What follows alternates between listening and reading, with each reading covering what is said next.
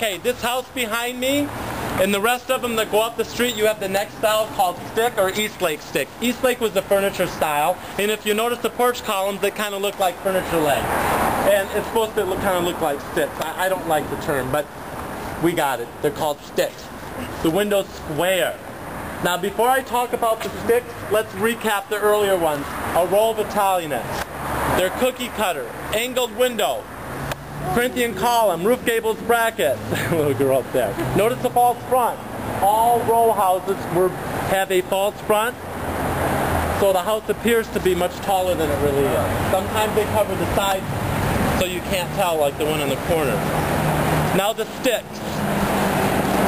The window's square, the window's wide, the use of etched glass, very common, or colored glass. The roof lines are more individual, and there's much more intricate detail because in the 1880s they had steam-powered machines like the jigsaw that could mass produce it. As technology advanced, so did the detail. None of it was hand-carved. So every decade they get more ornate, if you will. Okay. Now, nobody had garages, right? The windows came down, the gardens came out, and all originally had wood steps. Now, for the trick question, this would be a trick under your test. What's this? Italian. All of the above. It's a little of everything.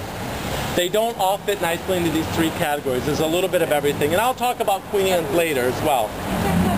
Yeah, it's eclectic. And there's even one-of-a-kind Victorians, which I'll show you. They just built what they wanted. Now, let's talk about house color. In this city, we're different from any other city in this country because we are not required to use our historical color. You're free to do anything you want with the color. No restrictions. That's a big gift. Structurally, no, they must be original. So, a little history.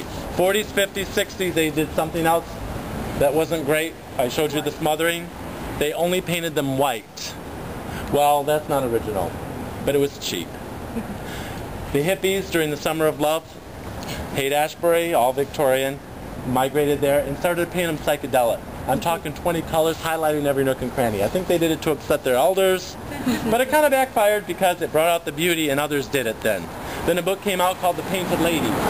Today a painted lady is any house in any neighborhood like this or this. This is not even close to what would have been original. And they didn't even have half these color choices then. Original, now wealthy people did it, but even not to this degree. Row house people didn't have the resources. Two original color schemes, the two on the corner.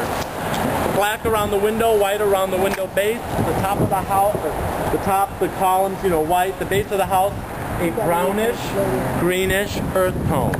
Colors that didn't show the dirt, colors that didn't fade, colors that would hold up. So today on the tour with the color, anything goes. And that is a big gift. But we do have 14,000 Victorians left. Before the earthquake there were 58,000, but when you have 14,000 Victorians, I think you can afford to be generous with the color. Yeah.